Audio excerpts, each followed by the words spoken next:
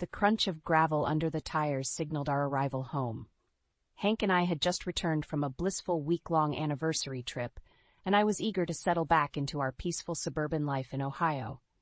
As we stepped out of the car, a strange noise from inside the house made me pause. "Hank, did you hear that? Maybe there's someone in the house," I asked, my voice laced with anxiety. Hank dismissed my concern with a reassuring smile. "It's all right, sweetheart. Let me check it out." He strode towards the front door, keys jingling in his hand. I followed closely behind, my heart pounding in my chest. As we entered the living room, I was initially relieved to find no intruders. However, that relief quickly turned to shock as I took in the scene before me. There, lounging on our couch, was Hank's mother, Marjorie, and his sister, Belinda. They looked up at us with an air of entitlement, as if they had every right to be there. "What took you so long? We've been waiting," Marjorie commanded, her voice sharp and demanding. I stood frozen, my mind struggling to process the invasion of our home. Hank, on the other hand, seemed unfazed. He greeted his mother and sister warmly, as if their unexpected presence was a pleasant surprise. As I peered around the cluttered living room, taking in the suitcases and personal belongings strewn about, a sinking feeling settled in the pit of my stomach. It was clear that Marjorie and Belinda had no intention of leaving any time soon. "Why didn't you tell us you were coming?" I asked, trying to keep my voice steady. Belinda waved her hand dismissively. "We're family, Elena. We don't need an invitation." I bristled at her casual disregard for our privacy. Hank, sensing my discomfort, placed a hand on my shoulder. "It's okay, honey. They're just here for a little visit." But as I looked into Marjorie's calculating eyes and Belinda's smug expression, I knew this was more than a simple visit. They had come to stake their claim on our lives, and I felt powerless to stop them. Over the next few hours, I watched helplessly as Marjorie and Belinda made themselves at home. They rearranged furniture, critiqued my housekeeping, and demanded to be waited on hand and foot. Hank, ever the dutiful son and brother, catered to their every whim, leaving me to bear the brunt of their constant demands and criticisms. As the day wore on, the weight of their presence grew heavier. I retreated to the kitchen, seeking solace in the familiar task of preparing dinner. But even there, I couldn't escape Marjorie's watchful gaze. "You need to start cooking proper meals. Fast food won't do for us," she declared, her tone dripping with disapproval. I bit back a retort, knowing that arguing would only make matters worse. Hank, who had joined us in the kitchen, remained silent, his loyalty clearly lying with his mother. That night, as I lay in bed next to Hank, I couldn't shake the feeling of unease that had settled over me. The peaceful life we had built together felt like it was slipping away, replaced by a suffocating sense of intrusion and betrayal. I closed my eyes, trying to will away the tears that threatened to fall. I knew I had to find a way to reclaim my home and my life, but with Hank's unwavering support for his family, I feared I would have to face this battle alone. As I drifted off into a restless sleep, one thought echoed in my mind. How had my once happy marriage come to this? The morning sun streamed through the curtains, casting a warm glow on the kitchen table.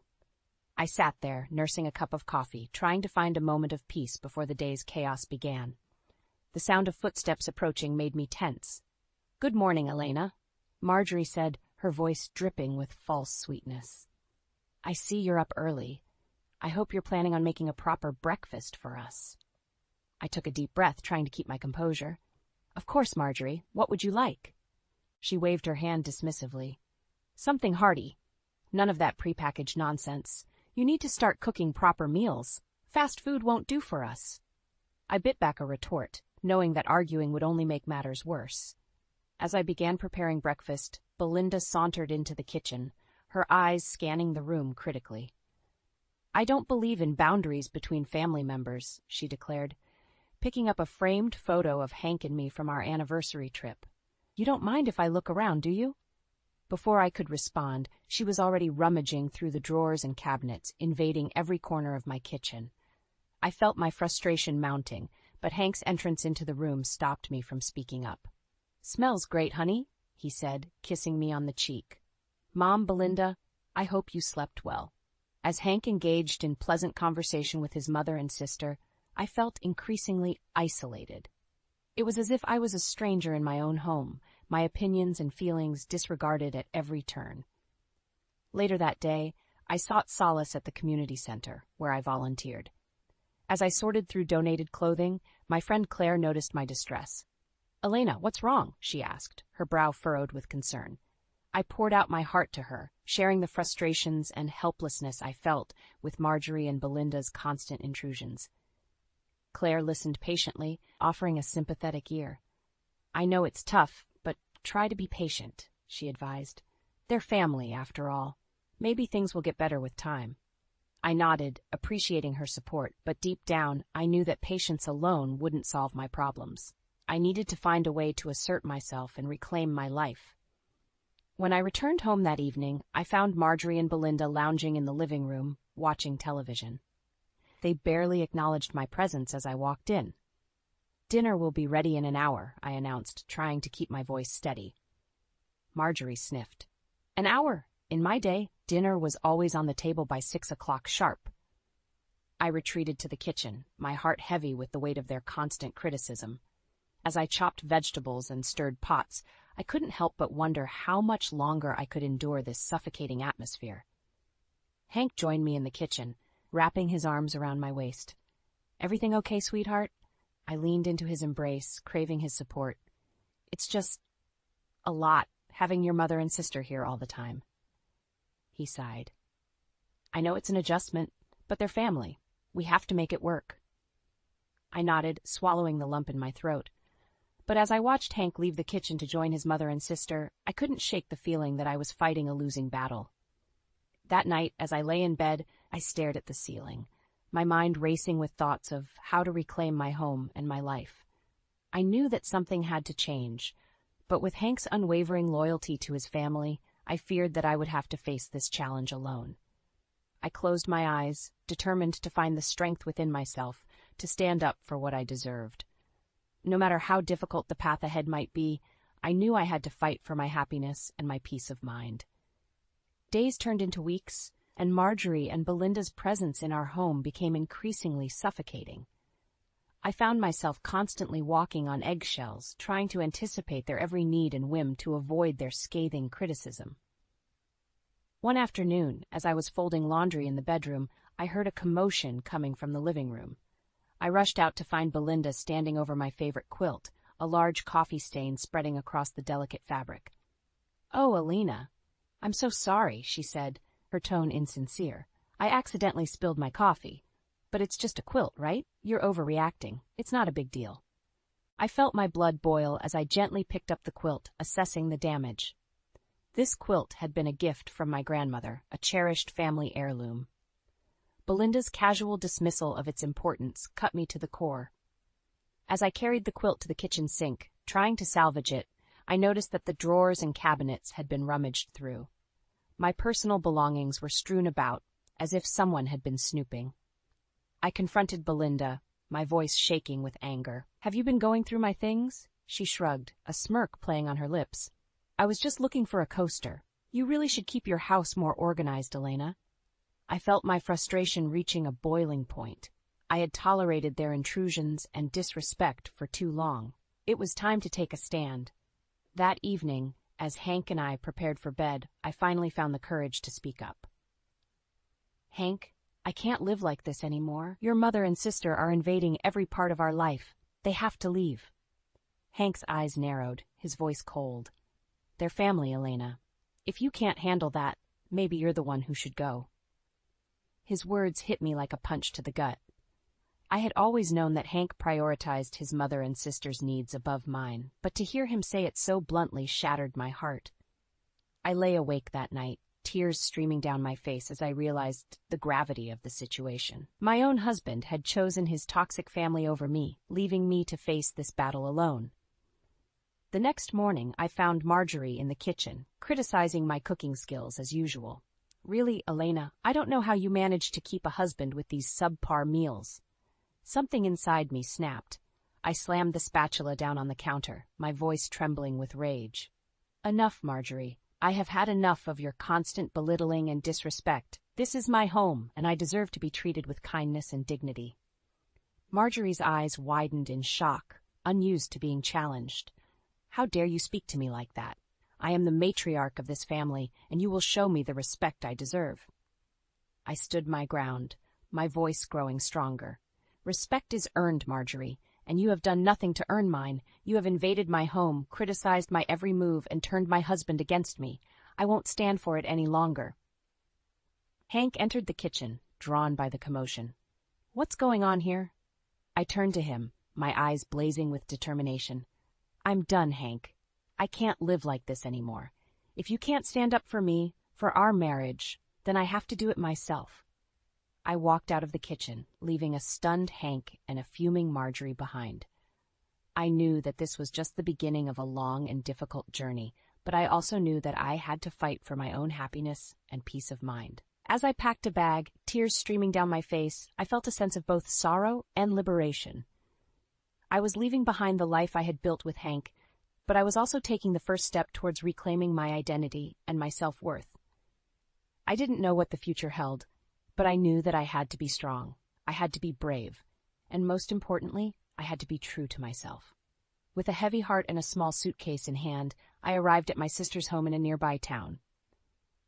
Claire, my lifelong friend and confidante, greeted me at the door with open arms and a sympathetic smile. "Oh, Elena," she said, pulling me into a tight embrace. "I'm so sorry you're going through this. You deserve so much better." As we settled into her cozy living room, I poured out my heart to Claire, sharing the pain and betrayal I had endured at the hands of Hank and his family. She listened intently, her brow furrowed with concern. "You deserve respect, not this torment," Claire said, her voice firm with conviction. "You've given so much to your marriage, to Hank. It's time to focus on yourself and your own happiness." Her words struck a chord deep within me. I had spent so many years putting Hank's needs before my own, sacrificing my dreams and desires to be the perfect wife. But where had that gotten me? Alone, in my sister's guest room while my husband sided with his toxic mother and sister. As the days passed, I found myself reflecting on the early years of my marriage to Hank. We had been so in love, so full of hope and promise. I remembered the way he used to look at me, his eyes filled with adoration and respect. But somewhere along the way, things had changed. Hank's loyalty had shifted, his priorities rearranged. I realized now that I had been slowly losing myself, piece by piece, in an effort to maintain the illusion of a happy marriage. One evening, as Claire and I sat on the porch sipping tea, I confided in her about my fears for the future. "I don't know how to do this, Claire. I've been with Hank for so long. How do I start over?" She reached out and squeezed my hand, her eyes filled with understanding. "One day at a time, Elena. You're stronger than you know, and you have me and your sister and so many others who love and support you." Her words gave me the courage I needed to take the next steps. I began to plan for my new life, searching for an apartment and reaching out to old friends for support. But even as I took these steps towards independence, my heart ached for the life I had left behind. I found myself reminiscing about the happy moments with Hank, the laughter and love we had shared. Late one night, as I lay awake in bed, my phone buzzed with a text message. It was from Hank. "I miss you," it read. "Please come home." For a moment, I felt a flicker of hope. Maybe he had finally seen the error of his ways. Maybe he was ready to stand up for our marriage. But as quickly as the hope had come, it was extinguished by the memory of his cold words, his unwavering loyalty to his mother and sister. I knew that going back would only lead to more pain, more heartbreak. With a heavy sigh, I typed out a response. "I'm sorry, Hank, but I can't live like that anymore. I need to do what's best for me." Hitting send, I felt a mixture of sadness and relief wash over me. I knew that the road ahead would be difficult, that there would be moments of doubt and loneliness. But I also knew that I was taking the first steps towards reclaiming my life, my identity. I had spent so long living for others, putting their needs before my own. It was time to focus on my own happiness, my own dreams. As I drifted off to sleep that night, I felt a sense of peace settle over me. I knew that the journey ahead would be challenging, but I also knew that I had the strength and resilience to weather any storm. And with the support of my loved ones, I knew that I could build a new life for myself, one filled with joy, purpose, and the respect I deserved. Weeks turned into months, as I settled into my new life in a small apartment across town. The space was modest, but it was mine. A sanctuary free from the constant criticism and intrusion that had plagued me in my former home. I threw myself into decorating the apartment, choosing colors and furnishings that brought me joy. It was a small act of reclaiming my identity, of creating a space that reflected who I was and what I valued. But even as I found solace in my new surroundings, the ghosts of my past lingered. Memories of my life with Hank, both good and bad, seemed to lurk around every corner. One evening, as I was unpacking a box of old photographs, my phone rang. I glanced at the screen, my heart skipping a beat when I saw Hank's name. "Hello?" I answered tentatively. "Elena." Hank's voice was strained. "Mom and Belinda say they miss you. You need to apologize and come back." I felt a surge of anger at his words. After everything I had endured, he still couldn't see the pain his family had caused me. "I'm not coming back, Hank," I said firmly. "I deserve better than the way they treated me, the way you allowed them to treat me." There was a long pause on the other end of the line. "I don't know what you want me to say, Elena. They're my family." "And I was your wife," I countered, my voice cracking with emotion, "but that didn't seem to matter when they were making my life a living hell." Hank sighed heavily. "I'm sorry, Elena. I really am, but I can't change who they are." I closed my eyes, realizing that this was the closure I needed. Hank would never stand up for me, never prioritize our marriage over his toxic family dynamics. "Goodbye, Hank," I said softly, ending the call before he could respond. In the days that followed, I threw myself into my new life with renewed determination. I volunteered at the community center, finding fulfillment in helping others navigate their own challenges. But just as I was beginning to find my footing, I received a devastating blow. A thick envelope arrived in the mail, bearing the return address of Hank's lawyer. With trembling hands, I opened it to find divorce papers, cold and impersonal in their legal jargon. I knew our separation had been leading to this moment, but seeing it in black and white still took my breath away.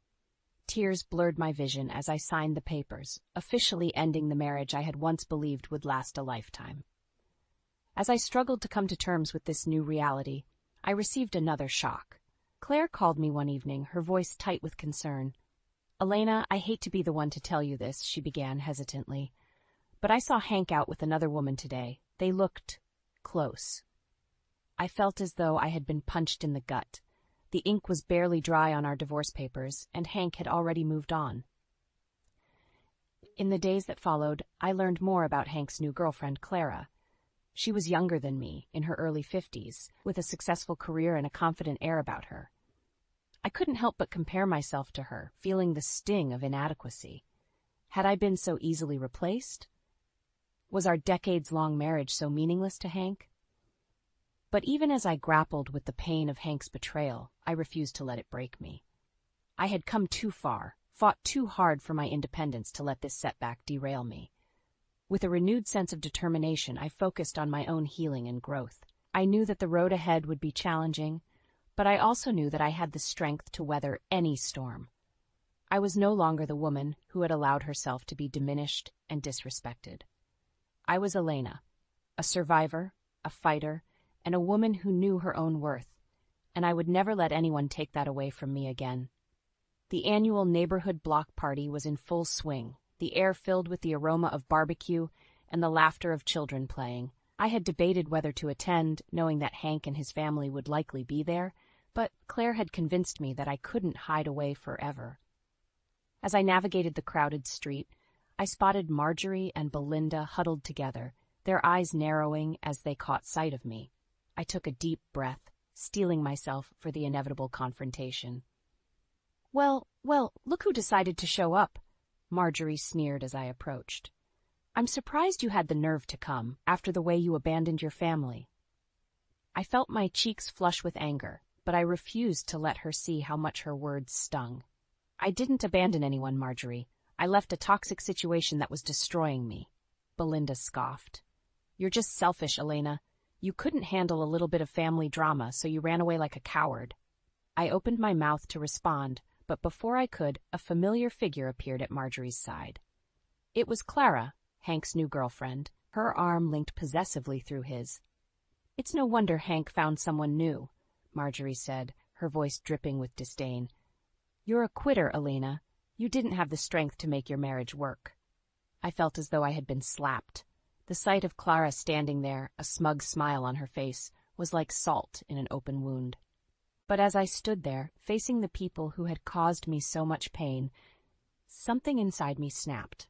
I was done being a victim, done letting them control the narrative of my life. I squared my shoulders, looking Marjorie directly in the eye. You want to talk about family values, Marjorie? About loyalty and commitment? Then let's talk about what you did to your own sister. Marjorie's face paled, her eyes widening in shock. I don't know what you're talking about, she sputtered.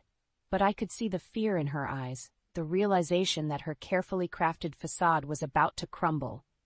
You preached about the importance of family, but you betrayed your own flesh and blood, I said, my voice growing stronger with each word.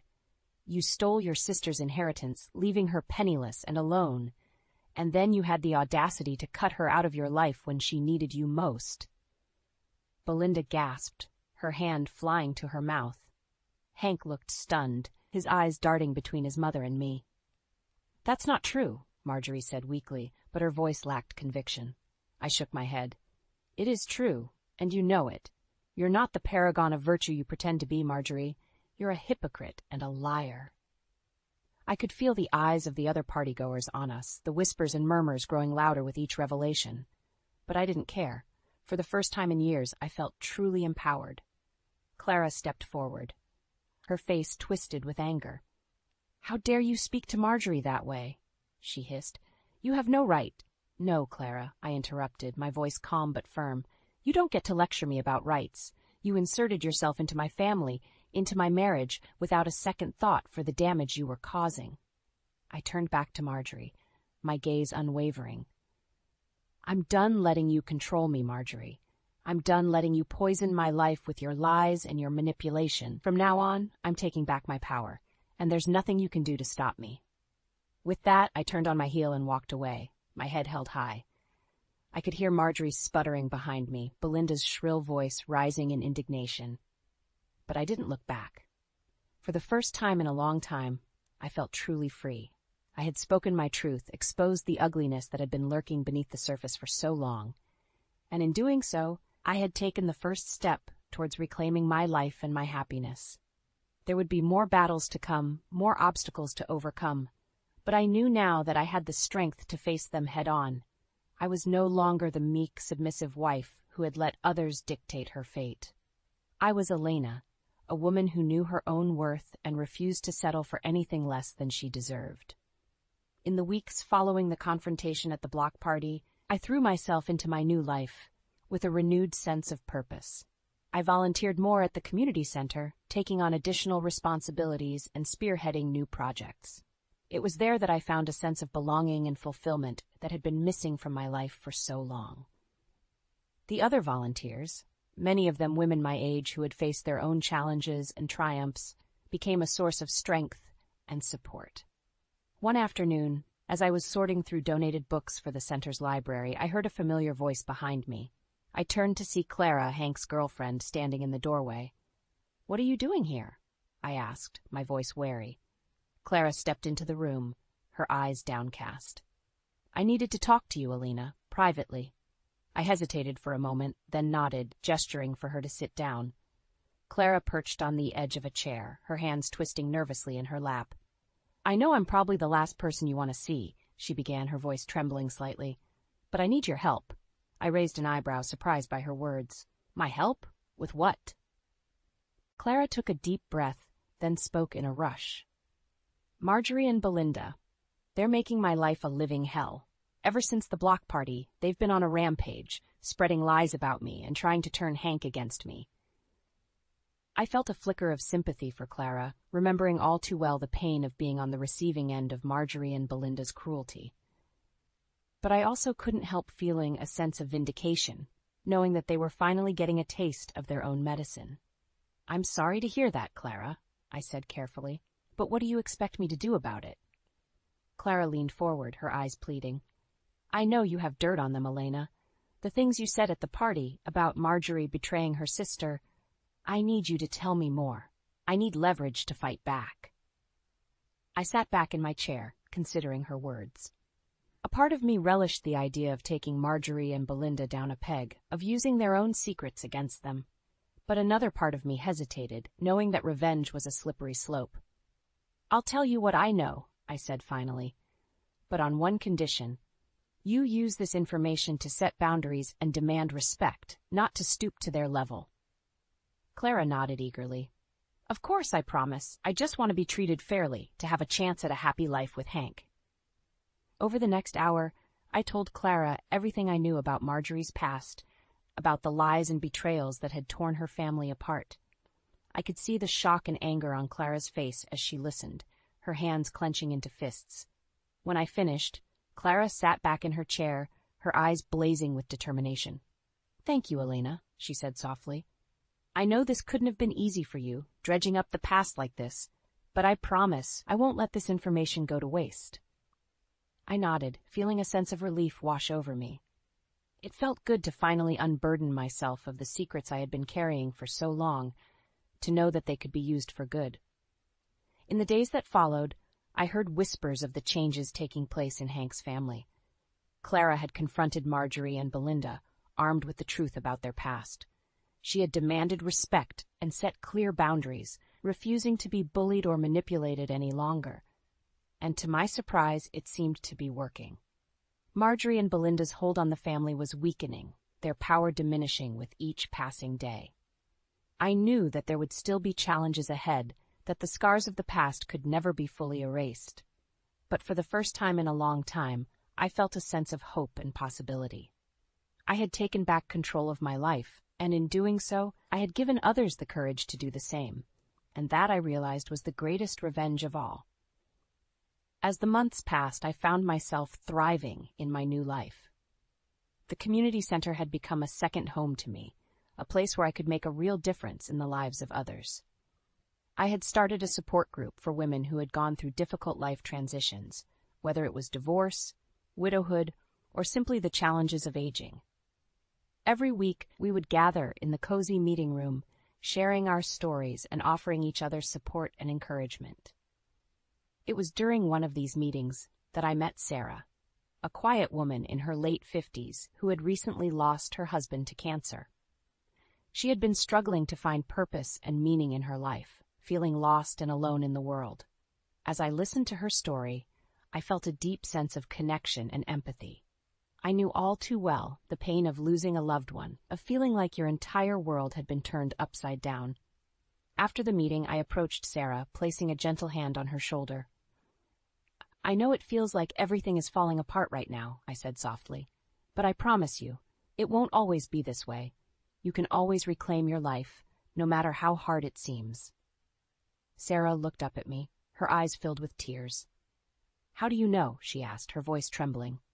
I smiled, thinking back on my own journey. "Because I've been where you are. I've felt that same pain, that same sense of hopelessness, but I found a way to keep going, to build a new life for myself. And you can too." Over the next few weeks, I took Sarah under my wing, introducing her to the other volunteers at the community center and helping her find ways to get involved. I watched as she slowly began to come out of her shell, her eyes sparkling with a newfound sense of purpose. One afternoon, as we were sorting through donations together, Sarah turned to me, a smile on her face. "I never thought I'd be able to laugh again," she said. "But being here, with all of you, it's given me a reason to keep going." I felt a surge of pride and happiness, knowing that I had played a small part in Sarah's healing. It was moments like these that made all the struggles and challenges of the past year worth it. As I continued to immerse myself in my community work, I found that my own wounds were slowly beginning to heal as well. The pain of my divorce and the betrayal of my former family would always be a part of me, but it no longer defined me. I had found a new sense of purpose and identity, one that was rooted in service and compassion. I had surrounded myself with people who lifted me up and supported me, rather than tearing me down. Even my relationship with Clara had begun to evolve. We would never be close friends, but we had found a way to coexist peacefully, united in our determination to set boundaries and demand respect. I knew that Hank was still struggling to come to terms with the changes in his life, but I no longer felt responsible for his happiness. I had learned the hard way that I couldn't control other people's actions or choices, but I could control my own. And so, as I looked out at the smiling faces of the women in my support group, I felt a deep sense of gratitude and contentment. I had come so far from the broken, defeated woman I had been just a year ago. I had reclaimed my life, my identity, and my sense of self-worth. I had found a way to turn my pain into purpose, to use my experiences to help others. And as I stood there, surrounded by the warmth and love of my new community, I knew that I had finally found my place in the world. I was no longer just surviving, but truly thriving.